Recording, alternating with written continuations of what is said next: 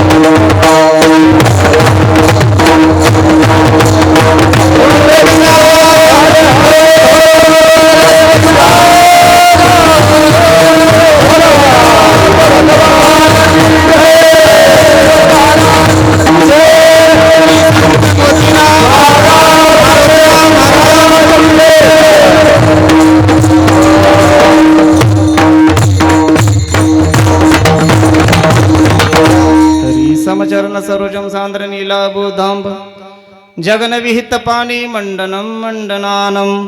तरुण तुलसी माला कंदरम कुंजनेत्रम. सदय धवल हस्सं विठ्ठलं चिंतयामि. महायोग पीठे तटे भीमारत्यं. वरं पुंडरीकाय दातु मुनीन्द्रहं. समागत्य तिष्ठन्तमानन्द कंदं. परब्रह्मलिंगं भजे पांडुरंगं. पांडुरंगा करो प्रथम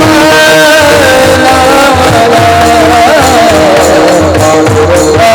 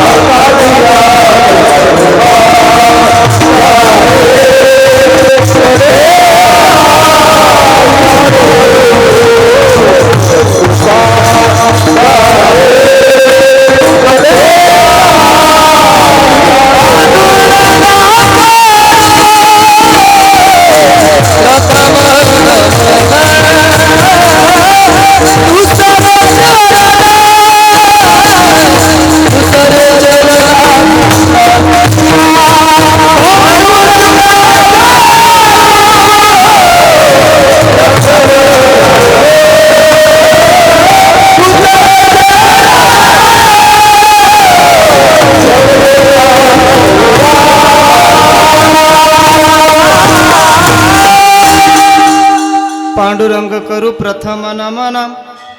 दुसरे चरण संताचिया. त्यांच्या कृपादाने कथेचा विस्तारू. बाबाजी सद्गुरुदास तुका. नागेंद्र हाराय त्रिलोचनाय. भस्मांग रागाय महेश्वराय. नित्याय शुद्धाय दिगंबराय. तस्मै नकाराय नमः शिवाय. कलावज्ञ जीवोधरावतारम. कलांकांग तेजोदिकामोदिक वत्रम. खलानीशवादापनोदार दक्षम समाधिस्तमूर्तिं भजे ज्ञानदेवम. ओम नमो ज्ञानेश्वरा करुणा दयाळा. तुमचा अनुग्रह लादलो पावन झालो चराचरी. मी कळा कुसरी काहीच नेने बोलतो वचन अति भाविका. एका जनार्दनी तुमचा दास त्याची आस पुरवावी. जयांची केली स्मरण होय सकळ विद्येचे अधिकरण. तेची वंदू श्री चरण श्री गुरूंचे ते नमस्कारुनी आता मस्तक हे मस्तक हे पाया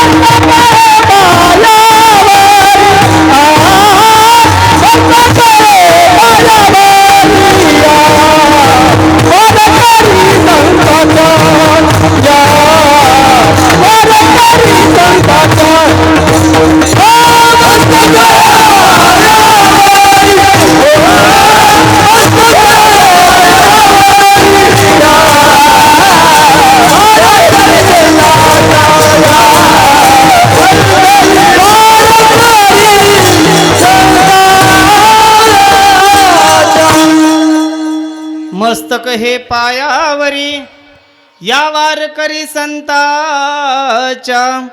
जाणे भक्तीचा जिव्हाळा तोची दैवाचा पुतळा. अनेक नोहे माझे मना हो का पंडित शहाणा.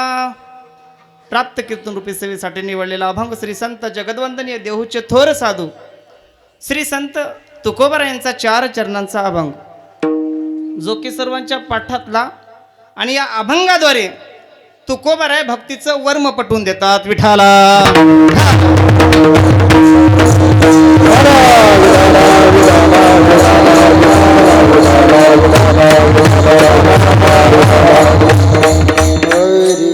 सेवेला सुरुवात करण्याच्या अगोदर थोडासा परिहार द्यायचा असतो. तो म्हणजे असा, चालत आलेला अखंड हरिनाम सप्ताह. या सप्त्यामधील 5व्या दिवसाची सेवा ही माझ्या वाटेला आली. आणि ज्यांच्यामुळं आली ते म्हणजे समस्त गावातील सप्त्यातील कमिटीतील मंडळ. त्यांच्यामुळं कुठंतरी मला येण्याचं भाग्य, मला कीर्तन सेवा करण्याचं भाग्य मिळालं. म्हणून सगळ्या कमिटीचं मनापासून धन्यवाद करतो. आणि या कीर्तनासाठी उपस्थित असलेले सर्व गुणीजन मंडळी, आपले गणेशपूरचे बाबा ममदापूरकर, गणेश महाराज ममदापूरकर, वयानं ज्येष्ठ असल्यामुळं त्यांचा अधिकार मोठा आहे बाबा, म्हणून बाबांचं मनापासून धन्यवाद. आणि सर्वच ऑलराऊंडर म्हणायला हरकत नाही, सगळ्या गोष्टींमध्ये तत्पर असलेले, कार्यरत असलेले आमचे सोपान महाराज पौळ हे पण कीर्तनासाठी उपस्थित आहेत, म्हणून त्यांचं मनापासून धन्यवाद असू द्या. आणि आपल्या गावाचं जवळपासचं वैभव असलेले आमचे गोपाळ महाराज कोरडे यांची पण उपस्थिती लाभली, म्हणून त्यांचं पण मनापासून धन्यवाद असू द्या.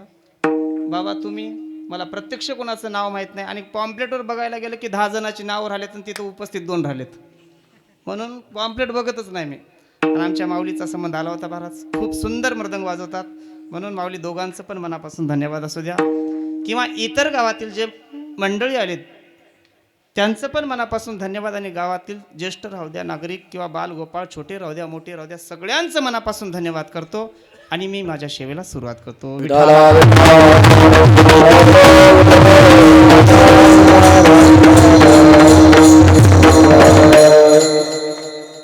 आजचा अभंग तुकोबरांचा आहे महाराज. या अभंगाद्वारे भक्तीचं वर्म पटवून देतात. म्हणजे आयुष्यामध्ये जन्माला आल्यानंतर आपण भक्ती केली पाहिजे. आणि आजचा दिवस म्हणजे सगळ्यांच्या दुःखाचा दिवस आहे महाराज. ज्या सर्वांमधून आपल्याला सोडून गेलेले दादा, त्यांचा आज अंत्यसंस्कार झाला. पण आपल्या गावाचं नाव लौकिक करणारे, महाराष्ट्रातच नाही तर भारतामध्ये नेणारे कोण? माननीय आमदार राजूभैया नवघरे. त्यांचं पण करावं तेवढं कौतुक. पण एखाद्या लेकराच्या पाठीशी हात असणं किंवा एखाद्या झाडाचा आधार असणं हे सगळ्यात मोठं कर्तृत्व असतं महाराज. आणि त्यांचा आधार जे होते ते म्हणजे आपले अजितदादा पवार. कारण मायेचा हात फिरवणार जर आपली मायाच निघून गेली तर आयुष्यात फक्त आपलं शून्य राजकारण उरतं. विठाला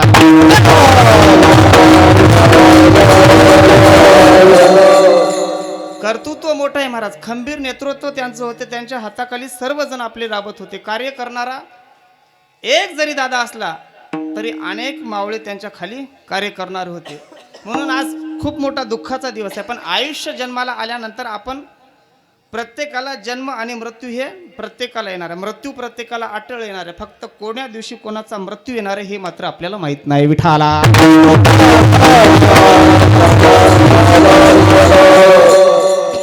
पण जन्माला आल्यानंतर आपल्याला नेमकं समजत नाही की वागावं कसं, राहावं कसं, काय करावं. आपण जर विचार केला खाणं, झोपणं किंवा काम करणं आणि मरणं एवढ्यापर्यंत आपलं आयुष्य मर्यादित नाही महाराज. जसे प्राणी जन्माला येतात त्यांचं पण कार्य हेच चक्र आहे महाराज. पण माणसाचे मर्यादा नसल्यामुळे माणसाचं काहीतरी आणखी कार्य मोठं आहे महाराज. आहार निद्रा भयमैथून सर्व योनी समसमान. पण अधिकचे ज्ञान हे मनुष्य देहाचे. म्हणजे मनुष्य देहाला आल्यानंतर आपल्याला काहीतरी संधी भेटलेली असते पण त्या संधीचं सोनं करून घेणं हे आपलं कर्तव्य आहे. विठाला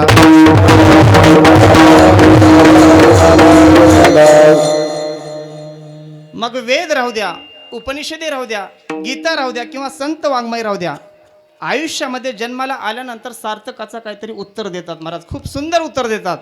आपण जन्माला आलात, जन्माचा उद्देश जर आपल्याला पाहायचा असेल तर आपला आत्मसाक्षात्कार करणे हा उद्देश असला पाहिजे. विठाला पहिल्यांदा जर विचार केला वेदांचा, वेद किती आहेत? चार मधल्या ऋग्वेदामध्ये सांगितले महाराज. सत्यम ज्ञानम अनंतम ब्रह्म म्हणजे सत्य ज्ञान अनंतता हे ब्रह्माचे स्वरूप आहे. पण त्या ब्रह्माला आपल्याला जाणायचंय. प्रत्येकाला ब्रह्म कळत नाही. मग ब्रह्म म्हणजे काय? ब्रह्म म्हणजे आपल्या आत्म्याचं स्वरूप जाणणे हा उद्देश आहे ऋग्वेदाचा. म्हणजे ऋग्वेद आपल्याला शिकून जातं की आपल्या आत्म्याचा साक्षात्कार करणं होय. विठाला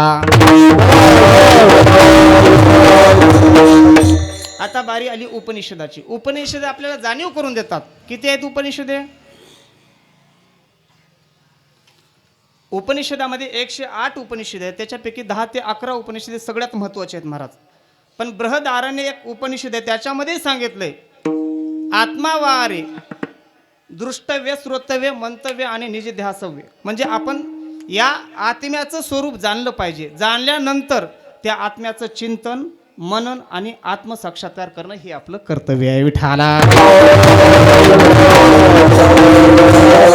आणि सगळ्यात महत्त्वाचं आपल्याला गीता सांगते प्रत्यक्ष देवाच्या मुखातून. बहुनी मे व्यतीतांनी जन्माती तवच अर्जुन. म्हणजे अर्जुनाला देव सांगायलेत महाराज. तानेहम वेद सर्वानी नत्वम वेद परंतप. म्हणजे आपल्याला जन्माला आल्यानंतर ह्या जर आपल्याला देहातून पुढे जायचं असेल तर दैवी हेशा गुणमयी मम माया दुरत्तया मामे वय प्रपदंते माया मेता तरंती ते. म्हणजे आपल्याला ह्या जन्म मरण्याच्या फेऱ्यातून सुटण्यासाठी आपण ह्या आत्म्याला मुक्त करण्यासाठी काहीतरी प्रयत्न केले पाहिजे. विठाला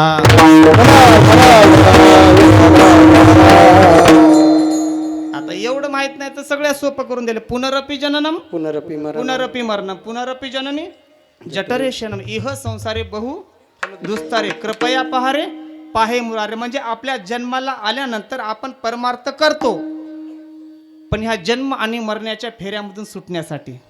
मग गीतेने सांगितलं, प्रत्यक्ष देवाने सांगितलंय आपल्याला या जन्म मरण्याच्या फेऱ्यामधून सुटायचं असेल तर आपण देवाचं नामचिंतन भक्तीच केली पाहिजे. विठाला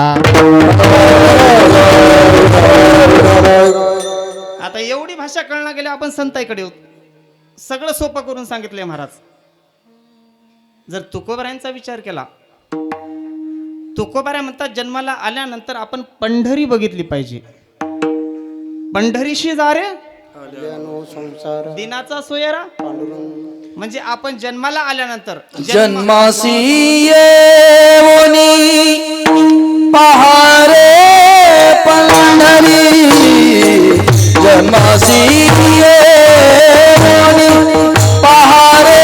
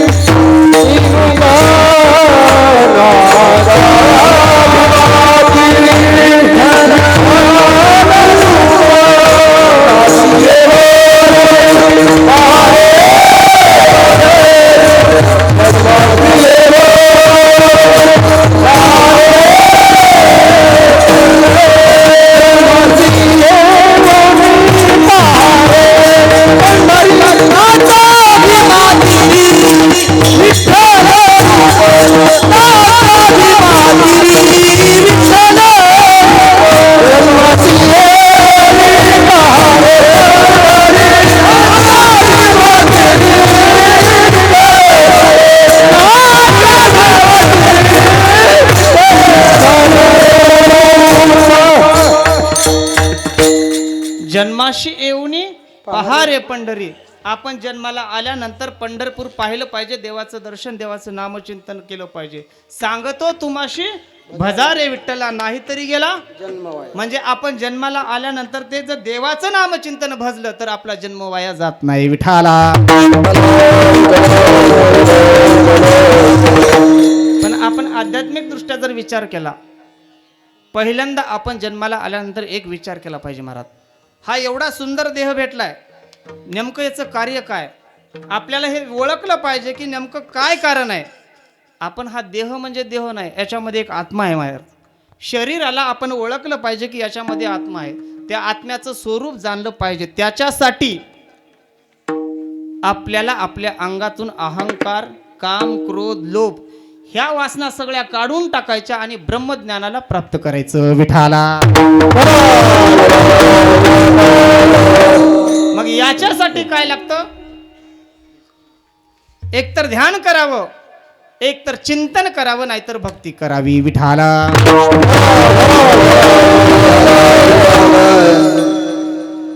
पण आपण जन्माला आल्यानंतर याच्यामधलं काहीच करत नाही. मार करणारे करत असतील, पण बरेच लोक आहेत हे या मार्गाला जात नाहीत. आयुष्यामध्ये 2 दिवस महत्वाचे असतात, एक जन्म आणि दुसरा मृत्यू. ह्या 2 दिवसाचा जो आतला अंतर आहे ते म्हणजे आपलं जीवन असतं महाराज. मग ते जीवन कसं जगायचं हे प्रत्येकाच्या मनावर आहे. प्रत्येकाला वाटतं मी माझ्या मनानं मोठा आहे महाराज, मी माझ्या मनानं शान आहे. प्रत्येकाला वाटतं माझे विचार सगळ्यांनी ऐकावेत. प्रत्येकाला वाटतं माझा मार्ग बरोबर आहे. प्रत्येकाचे विचार, पण आपल्याला साधू संतांनी सांगून ठेवले, मार्ग दावूनी गेले आधीच दयानिधी संत, म्हणजे त्यांनी मार्ग दाखवला. त्या मार्गाने जर आपण चालायला गेलो तर आपल्या आयुष्यामध्ये गुंता कुठेही पडणार नाही. म्हणून संतांचे विचार धरून आयुष्यात चला, तुमचं सार्थक झाल्याशिवाय राहत नाही विठाला.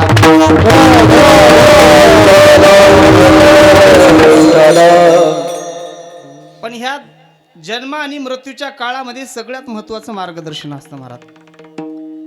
33 कोटी देवामध्ये पहिल्यांदा मातृपितृ देवभाव सांगितले. आणि याच्यामध्ये आचार्याचा जर विचार केला तर आचार्यापेक्षा 1000 पटीनं वडील श्रेष्ठ आहेत आणि वडिलापेक्षा 1000 पट आई श्रेष्ठ आहे महाराज. पण संस्कार सगळ्यात महत्वाचे आहेत घरचे. लेकरावर लहानपणापासून संस्कार पाहिजे महाराज. एकदा संस्कार चुकले की आयुष्य त्याचं बर्बाद होतं महाराज. आणि सगळ्यात महत्वाचे मायबापाचे संस्कार जेवढे चांगले आहेत तेवढं मुलगा चांगला होता. मुडाहुनी बीज काढिले मग निर्वाळिले भूमी पेरिले, सांगा ते विखुरी गेले काजी बात नाही महाराज. जर चांगलं बीज, चांगली मशागत गेलेली शेती असेल तर ते पोरग वाया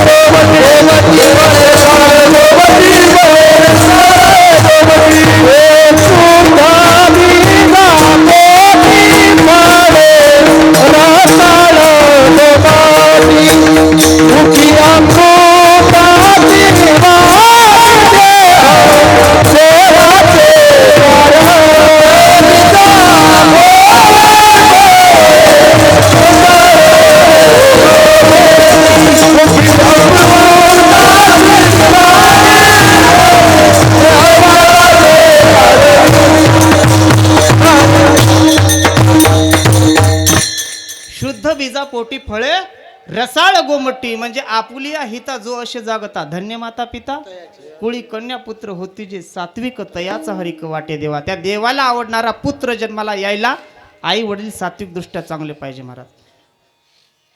आईचे विचार हे मुलाने घेतले पाहिजे आणि बापाचे पण विचार मुलाने घेतले पाहिजे. पण सुशीलो मात्र पुण्यनं, म्हणजे आईचा जर आशीर्वाद लागला, आईचे विचार जर आत्मसात लेकरानं केलं तर मुलगा सुशील होतो महाराज.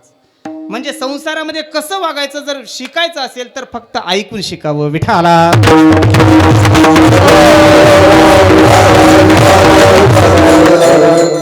आणि बापाकडून जर शिकायचं असेल तर पितृ पुण्येन चतुरता, म्हणजे आयुष्यामध्ये व्यवहार कसा करावा, आपण एवढं हुशार कसं व्हावं, हे फक्त आपल्या बापाचे लक्षणं आपल्याला दाखवून देतात. म्हणजे सगळ्यात महत्त्वाचं, आई बापाचे संस्कार जेवढे मोठे आहेत तेवढा मुलगा मोठ्या तत्वावर जाऊन. विठाला 5 ते 6 वर्षाचा मुलगा लहानपणी वळण लावावं हे प्रत्येकाला मान्य असायला पाहिजे. एखादा लहान मुलगा जर मायला शिवा देऊ लागला किंवा बापाला शिवा देऊ लागला की माय म्हणते, माय माझा पिंट्या किती गोड शिवा द्यालाय. पण तेच मुलगा जर मोठ्यापणी बापाला मायला धोंडे घालू लागला तर मग काय होते. मग त्या दिवशी जेव्हा लहान आहे त्याचा मार्ग चुकला की एक कानसुल्या देऊन त्याला जाग्यावर आणलं पाहिजे महाराज. हे आपले तत्व पाहिजे. कारण आपल्याला वाटते लहान लेकरू आमचा एकुलता एक मुलगा आहे, पण वाया गेल्यावर विषय नाही महाराज बोलून. पण जोपर्यंत त्याचा मार्ग चुकण्याच्या अगोदर त्याला 2 थापाडा त्याला किती राग येऊ द्या, पण आयुष्यामध्ये त्याचं जर सार्थक करायचं असेल तर हे आपलं कर्तव्य आहे. विठाला 5 वर्षाचा मुलगा लहानपणापासून खोडसर महाराज. त्याचं नाव होतं पुंडलिक. काय होतं? पुंडलिक. मायला बापाला वाटायचं आता सुधरल, नंतर सुधरल. 6 वर्ष 7 वर्ष 8 वर्ष 10 वर्ष 11 वर्ष 12 वर्ष झाली, पण पुंडलिकाला सुधरला नाही महाराज. कधी बापावर माया नाही, कधी मायेवर माया नाही, कधी कोणाला कसंही बोलणं कसंही वागणं महाराज. पण माय बापाला वाटतं कधी बी लक्षात ठेवा, एकदा मुलगा बिघडला की वाटतं एखादी बायको करून द्यावं मग तरी लेकरू सुधरल. प्रत्येकाचे विचार असतात, जाऊ दे असं काही सुधरत नाही, पण ह्याच्या गळ्यात लोडणं घातलं की मग काय सुधरतं, हे आपले विचार असतात महाराज. तसं त्या पुंडलिकाच्या आईवडिलांना वाटलं की पुंडलिकाचं लग्न केलं तर पुंडलिक योग्य मार्गावर येईल. पुंडलिकाचं लग्न करून टाकलं महाराज. आता लग्न केल्यानंतर यायला वाटलं सुधरल, पण यानं बायकोचा पदरच सोडणार की. बायकोच्या मागच मुक्त होता परी बळीबद्ध झाला, घेऊन या छंद माझं माझं माझी बायको म्हणून बायकोचा पदर सोडणार महाराज. आता मात्र कदरले माय बापू. वय म्हातारं झालं, काय करावं सुचत नाही. पुंडलिक काय सुधरत नाही, आम्हाला कुठं देवाला नेत नाही, आम्हाला कुठं घेऊन जात नाही, यानं बायकोचा पदर सोडणार. प्रश्न पडला, पण कोणत्याही आईवडिलाची इच्छा असते की आपल्या इच्छा पूर्ण करावेत.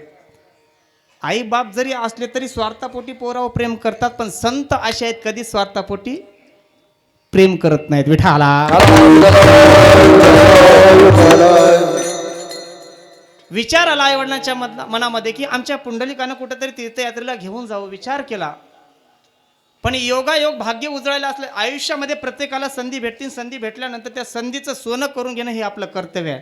आलेल्या संधीचं सोनं नाही केलं की परत संधी आयुष्यात कधीच भेटत नाही महाराज. नेमका आईवडिलांच्या मनात आलं की आम्हाला तीर्थयात्रेला जायचंय, काय करावं. तेवढ्याच भाग्यानं त्यांच्या भक्तीनं त्यांच्या कर्तृत्वाने नेमके दारापुढून दिंडी निघाली महाराज. दारापुढून दिंडी निघाली.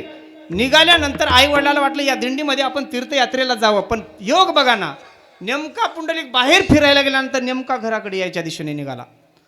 नेमका दिंडीमध्ये घुसल्या कसाही इकडे राहू द्या महाराज, एकदा वारीमध्ये जा, आयुष्यामध्ये तुम्हाला वारीत चुकवता येत नाही महाराज. चुकावंच वाटत नाही. इथं कितीही दुःख राहू द्या आणि कितीही प्रेम करणारी बायको राहू द्या, आयुष्यामध्ये वारीला जा, सगळं विसरून गेल्याशिवाय राहत नाही. विठाला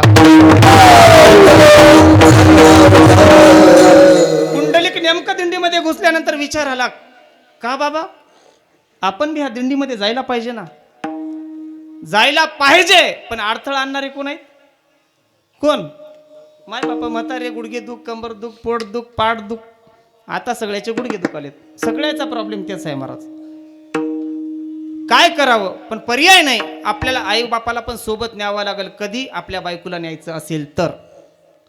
पुंडलिकाने विचार केला. घरी गेल्यानंतर आई बापाला म्हणला, बाबा, आणि आपल्याला तीर्थयात्रेला जायचे. बाप आनंदाने उड्या मारला. आईला आनंद वाटला. महाराज, वा, ह्या देवानं माझे विचार ऐकले आणि लगेच पुंडलिकाच्या मनामध्ये विचार भरले. पण पुंडलिकाचा विचार काय होता? आपल्या बायकोला तीर्थयात्रेला घेऊन जायचं. बायकोला सांगितलं आपल्याला तीर्थयात्रेला जातो म्हणून. बायको करकर करायला लागली. या म्हाताऱ्याला आणि म्हातारीला कशाला घेतात म्हणाला? कशा या म्हाताऱ्याला चलता येत नाही, आपण दोघंच जाऊत. अगं येडे, इकडं किती मारा पिटा शिवा द्या घरामध्ये, पण बाहेर लोकांमध्ये आपण जर दोघं गेलो तर लोक हसतील म्हणले. लोक हसतील म्हणून आपल्याला त्याला सोबत घेऊन जाणं हे आपलं कर्तव्य आहे. न्यावंच लागते मला. दोघांचं ठरलं. सगळ्याला सांगितलं गटोडे बांधून ठेवा. सगळ्यांचे ज्याचे त्याचे कपडे भरले. सकाळी तीर्थयात्रेच्या त्या निघाले काशी तीर्थयात्रेला. नेमकं दिंडीमध्ये गेल्यानंतर कधी लक्षात ठेवा, वारीमध्ये जर आपण सगळे बरेच लोक गेले असतील, पण वारीमध्ये एकदा दिंडीच्या मागं पडलं की दिंडी सापडतच नाही महाराज. जर ती एकतर पॉम्पलेट राहावं, नाहीतर माहिती असावं की दिंडीची जागा नेमकं कुठं आहे. आणि मोबाईल जरी असलं तर तिथं मोबाईल लागत नाहीत महाराज. टावरच येत नाही. परेशान. तसं दिंडीमध्ये चालत चालत म्हातारी मायबाप होते. दिंडी निघून गेली पुढं आणि मायबाप मागं राहिले. पुंडलिकाला बायको शिवाय द्यायला लागली. काय म्हणली? हे वळिंबा घेतलाय म्हणली सोबत. काय म्हणली? हे वळिंबा. तिचा जन्म कशामुळे झालाय? या वळिंबामुळं. आणि हे वळिंबा सोबत घेतला म्हणली. तुम्हाला सांगितलं होतं ना म्हणली. पुंडलिकानं मान खाली घालून ऐकून बसले महाराज. काहीच बोलले नाही. पण आता दिंडी पुढं गेल्यानंतर नाही म्हणले, चल आपल्याला सापडती म्हणले दिंडी. पण पुढं निघाल्या थोड्याच अंतरावर एक कोस गेल्यानंतर बायको म्हणली, आता माझी चलायची कॅपॅसिटी संपली. पुंडलिक म्हणला, तू कहाला टेन्शन घेतेस? मला तू कहाला टेन्शन घेतेस? मी आहे की म्हणला. काय म्हणला? मी आहे म्हणला. आणि काय करता? काय नाही, तुला पाठीवर घेतो म्हणला. बस. काय म्हणला? पाठीवर घेतो म्हणला. आणि बाप्पाला आणि माईला काय करता? काहीच नाही. बैलाला जसं गाडीला बांधतात तसं तिला बांधत मला. आई बापाच्या गळ्याला दोरी बाईल खांद्यावरी, आई बापाच्या गळ्याला दोरी बाईल खांद्यावरी, पुंडलिक काशीला चांदणी, पुंडलिक काशीला चांदणी. आई बापाच्या गळ्याला दोरी, आई बापाच्या गळ्याला दोरी बाईल खांद्यावरी,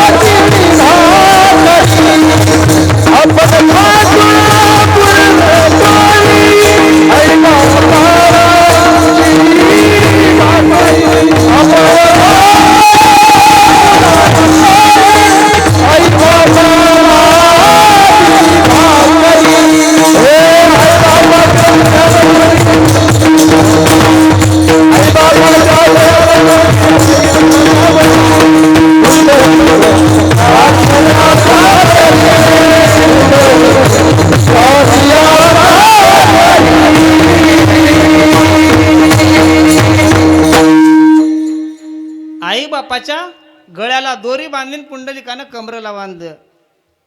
आताच्या काळामध्ये खूप बदल झालाय महाराज. मायबाप जरी शेजारी राहत असतील तर नवरा बायको घरात आणून खाऊ खालेत. एवढी लाजिरवाणी गोष्ट आहे महाराज. नोकरीला लेक लागला तरी मायबापाला बाजूला ठेवायला येतं.